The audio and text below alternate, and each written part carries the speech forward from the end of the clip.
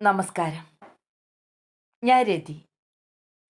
1001 രാത്രികളിലെ 14ാമത്തെ കഥയാണ് ഇന്ന് നിങ്ങൾ കേൾക്കാൻ പോകുന്നത്. കഥ രണ്ടാമത്തെ കലാന്തർ പറഞ്ഞ കഥ. രണ്ടാമത്തെ കലാന്തർ തൻ്റെ കഥ പറയാൻ ആരംഭിച്ചു. എൻ്റെ വേഷം കാണുമ്പോൾ ഒരു ഭിക്ഷക്കാരനായിട്ട് നിങ്ങൾക്ക് തോന്നിയേക്കാം. എന്നാൽ യഥാർത്ഥത്തിൽ ഞാനൊരു രാജാവാണ്. എൻ്റെ അച്ഛനും ഒരു രാജാവായിരുന്നു. എല്ലാ കലകളും ഞാൻ അഭ്യസിച്ചിട്ടുണ്ട്. ധാരാളം പുസ്തകങ്ങൾ വായിച്ച് അറിവ് നേടിയിട്ടുണ്ട്. വിശുദ്ധ ഖുറാനും അതിൻ്റെ വ്യാഖ്യാനവും എനിക്ക് ഹൃദിസ്ഥമാണ്. നക്ഷത്രങ്ങളുടെ ശാസ്ത്രവും നക്ഷത്ര ശോഭയുള്ള കാവ്യസൃഷ്ടികളും പഠിച്ചു. ചുരുക്കത്തിൽ എന്നേക്കാൾ പാണ്ഡിത്യമുള്ള അവകാശപ്പെടുന്ന ആരും ആ നാട്ടിലുണ്ടായിരുന്നില്ല. രാജ്യത്തിൻ്റെ അതിർത്തികൾക്കപ്പുറത്തേക്കും എൻ്റെ യശസ് വ്യാപിച്ചു. ആ സമയത്ത് ഹിന്ദുസ്ഥാനം സന്ദർശിക്കാൻ അവിടുത്തെ നാട് വഴി എന്നെ ക്ഷണിച്ചു. അച്ഛൻ്റെ അനുമതിയോടെ ഞാൻ അങ്ങോട്ട് പുറപ്പെട്ടു. 6 കപ്പലുകൾ നിറയെ ഉപഹാരങ്ങളുമായിട്ടാണ് ഞാൻ പോയത്. കടൽ കടന്ന് ചരക്കുകൾ ഒട്ടകങ്ങളുടെയും കുതിരകളുടെയും പുറത്തു കയറ്റി കുറച്ചു ദൂരം ചെന്നപ്പോൾ ഒരു കൊടുങ്കാറ്റുണ്ടായി. അന്തരീക്ഷം മണൽത്തരികൾ കൊണ്ട് മൂടി. ഏതാണ്ട് 1 മണിക്കൂർ നേരം എങ്ങും ഇരുട്ടായിരുന്നു. കാറ്റൊന്ന് ശമിച്ചപ്പോൾ ആയുധധാരികളായ 10-60 പേർ ഞങ്ങളുടെ മേൽ ചാടി വീണു. മരുഭൂമിയിലെ കൊള്ളക്കാരായിരുന്നു അവർ. ഓടി രക്ഷപ്പെടാൻ ഞങ്ങൾക്ക് കഴിഞ്ഞില്ല. എതിർക്കാൻ ശ്രമിച്ച ഞങ്ങളിൽ പലരും പരിക്കേറ്റു വീണു. വില പിടിച്ചതെല്ലാം തട്ടിയെടുത്ത് അവർ കടന്നു കളഞ്ഞു. ഞാൻ ഒരുവിധം നടന്ന് ഒരു ഗുഹയിലെത്തി. രാത്രി അവിടെ കഴിച്ചുകൂട്ടി. പിറ്റേന്ന് വീണ്ടും നടന്ന് മനോഹരമായ ഒരു പട്ടണത്തിൽ എത്തിച്ചേർന്നു. അവിടുത്തെ സുന്ദരമായ അന്തരീക്ഷം എനിക്ക് നന്നെ ഇഷ്ടപ്പെട്ടു. ലക്ഷ്യമില്ലാതെ അലഞ്ഞു നടന്ന ഞാൻ ഒരു തയ്യക്കാരൻ്റെ പീടികയ്ക്ക് മുമ്പിലെത്തി. അയാൾ എൻ്റെ വിശേഷങ്ങളെല്ലാം ചോദിച്ചറിഞ്ഞു. എന്നിട്ട് എന്നോട് പറഞ്ഞു, നിങ്ങൾ ആരാണെന്ന് പുറത്തു പറയരുത്. കാരണം ഇവിടുത്തെ രാജാവും നിങ്ങളുടെ അച്ഛനും ബദ്ധശത്രുക്കളാണ്. അയാൾ എനിക്ക് ഭക്ഷണവും കിടക്കാൻ ഇടവും തന്നു. 2-3 ദിവസം കഴിഞ്ഞപ്പോൾ എനിക്ക് എന്തെങ്കിലും തൊഴിൽ വശമുണ്ടോ എന്നയാൾ ചോദിച്ചു. ഞാൻ ധാരാളം പഠിച്ചിട്ടുണ്ടെന്നും ശാസ്ത്രം, സാഹിത്യം, ഗണിതം, നിയമം എല്ലാം എനിക്ക് വശമുണ്ടെന്നും ഞാൻ പറഞ്ഞു. അതൊന്നും ഒരു തൊഴിലല്ല സ്നേഹിത. അഥവാ ആണെങ്കിൽ തന്നെ ഈ നാട്ടിൽ അതുകൊണ്ട് ഒരു പ്രയോജനവുമില്ല, അയാൾ പറഞ്ഞു. ഇവിടെ എഴുത്തും വായനയൊന്നും ആർക്കും വേണ്ട. എങ്ങനെയെങ്കിലും പണം ഉണ്ടാക്കണം എന്ന ചിന്ത മാത്രമേയുള്ളൂ. ഞാൻ നിങ്ങൾക്കൊരു കോടാലിയും കയറും തരാം. മറ്റൊരു ജോലി കിട്ടുന്നത് വരെ വിറക് വെട്ടി ഉപജീവനം നടത്താം. എന്നിട്ട് ആ നല്ല മനുഷ്യൻ വിറക് വെട്ടികളുടെ ഒരു സംഘത്തോടൊപ്പം എന്നെ പറഞ്ഞയച്ചു. ഞാൻ നാട്ടിൻ പുറത്തു പോയി വിറക് ശേഖരിച്ച് വിറ്റു. ദിനം പ്രതി 1/2 ദിനാർ കിട്ടി. ആഹാരത്തിന് ചെലവാക്കിയിട്ട് മിച്ചമുള്ളത് സൂക്ഷിച്ചു വച്ചു. തയ്യൽക്കാരൻ്റെ പീടികയുടെ മൂലയിലായിരുന്നു എൻ്റെ താമസം. അങ്ങനെ ഏതാണ്ട് 1 കൊല്ലം കഴിഞ്ഞു. ഒരു ദിവസം വൃക്ഷനിബിഡമായ ഒരു വനപ്രദേശത്ത് ഉണങ്ങിയ ഒരു മരം മുറിക്കാനായി അതിൻ്റെ ചുവട്ടിലെ മണ്ണിളക്കിയപ്പോൾ ചെമ്പിൻ്റെ ഒരു വളയം എൻ്റെ കോടാലിയിൽ തട്ടി. വളയം മുകളിലേക്ക് വലിച്ചപ്പോൾ ഒരു ഗുഹാമാർഗം ദൃശ്യമായി. ഞാൻ ആ പടികൾ ഇറങ്ങി ചെന്നെത്തിയത് അതിമനോഹരമായ കൊട്ടാരത്തിൻ്റെ ഉള്ളിലേക്കായിരുന്നു. അവിടെ അതീവ സുന്ദരിയായ ഒരു സ്ത്രീ നിന്നിരുന്നു. ആ അപൂർവ സൗന്ദര്യത്തിനു മുമ്പിൽ ഞാൻ മുട്ടുകുത്തി.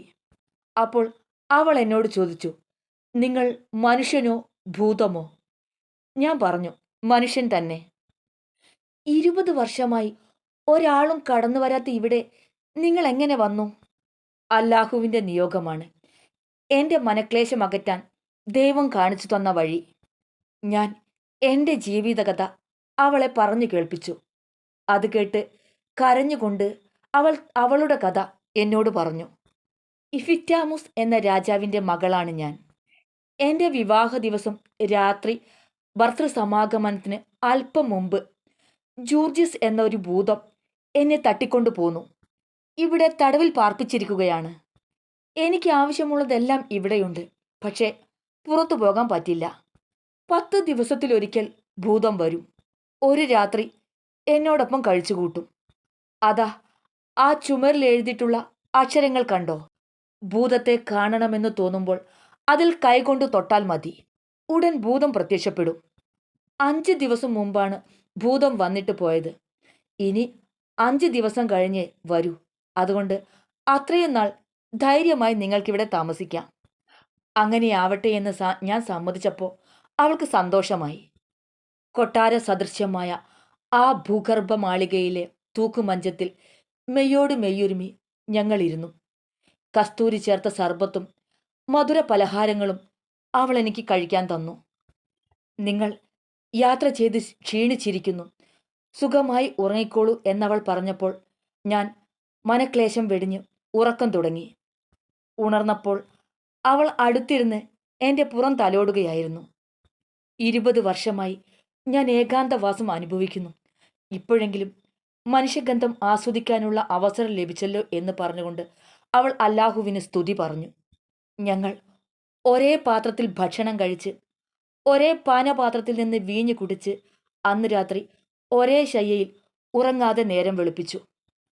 അവളുടെ സാമീപ്യവും വീഞ്ഞിൻ്റെ ലഹരിയും എൻ്റെ ബുദ്ധി മരവിപ്പിച്ചു കളഞ്ഞു.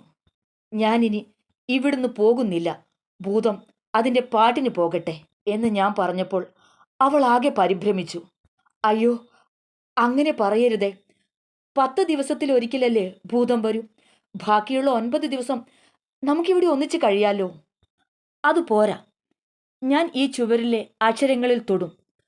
ഭൂതം വന്നാലുടൻ അതിനെ ഇടിച്ചു കൊന്നുകളയും. എത്ര ഭൂതമാണെന്നോ എൻ്റെ കൈകൊണ്ട് മരിച്ചിട്ടുള്ളത്. ഞാൻ വീമ്പിളക്കി. ഒപ്പം ചുവരിലെ അക്ഷരങ്ങളിൽ ആഞ്ഞു ചവിട്ടുകയും ചെയ്തു. കഥ ഇത്രയും ആയപ്പോഴേക്കും നേരം പുലർന്നു. ഷെഹറസാദ് നിശബ്ദത പാലിച്ചു. അടുത്ത രാത്രി സമാഗതമായപ്പോൾ അവൾ കഥ പറഞ്ഞു തുടങ്ങി.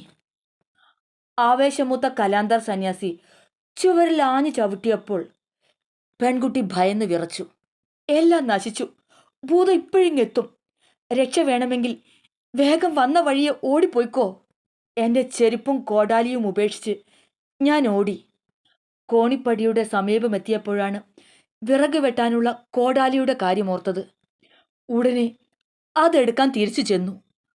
അതിനിടെ ഒരലർച്ചയോടെ ഭൂമി പിളർന്ന് ഭൂതം പ്രത്യക്ഷപ്പെട്ടു.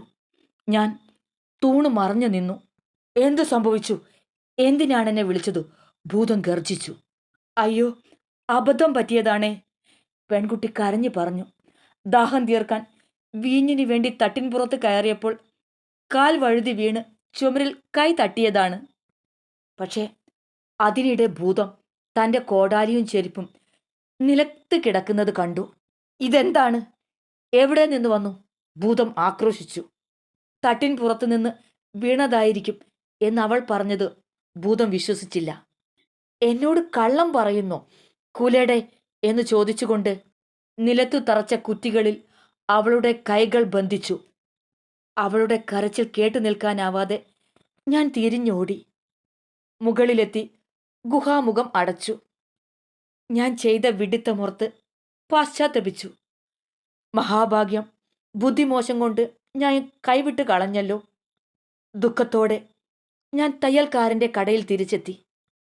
എന്നെ കാണാതെ പരിഭ്രമിച്ചിരിക്കുകയായിരുന്ന ആ നല്ല മനുഷ്യൻ ചോദിച്ചു, ഇന്നലെ എവിടെയായിരുന്നു ചങ്ങാതി? കാട്ടുമൃഗങ്ങൾക്ക് ഇരയായെന്ന് ഞാൻ ഭയപ്പെട്ടു. എന്തായാലും ദൈവം രക്ഷിച്ചല്ലോ. ഞാൻ സുഹൃത്തിന് നന്ദി പറഞ്ഞിട്ട് മുറിയുടെ ഒരു കോണിലിരുന്ന് കഴിഞ്ഞതെല്ലാം മറക്കാൻ ശ്രമിച്ചു. അപ്പോൾ തയ്യൽക്കാരൻ പറഞ്ഞു, നിങ്ങളെ കാത്ത് ഒരാൾ പുറത്തു നിൽക്കുന്നു.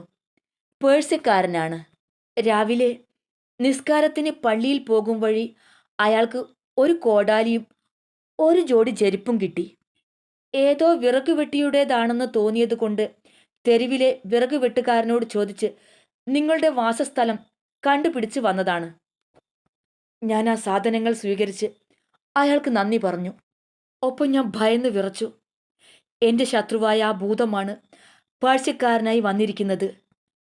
ക്രൂരമായ മർദ്ദനത്തിനിരയായിട്ടും ആ പെൺകുട്ടി എന്നെക്കുറിച്ചൊന്നും പറഞ്ഞില്ല. അതുകൊണ്ട് സത്യം കണ്ടുപിടിക്കാനായി ഭൂതം സൂത്രത്തിൽ എൻ്റെ അടുത്ത് വന്നിരിക്കുകയാണ്.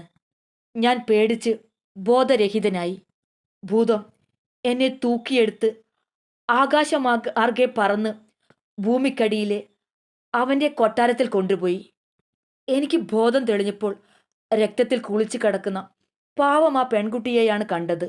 അപ്പോൾ അവളുടെ തലമുടിക്ക് ചുറ്റിപ്പിടിച്ച് ഭൂതം പറഞ്ഞു, ഇതാ നിന്റെ കാമുകൻ, കണ്ണ് നിറയെ കണ്ടോ? ഞാൻ ഇയാളെ കണ്ടിട്ടേയില്ല. അല്ലാഹുവാണേ സത്യം, അവൾ പറഞ്ഞു.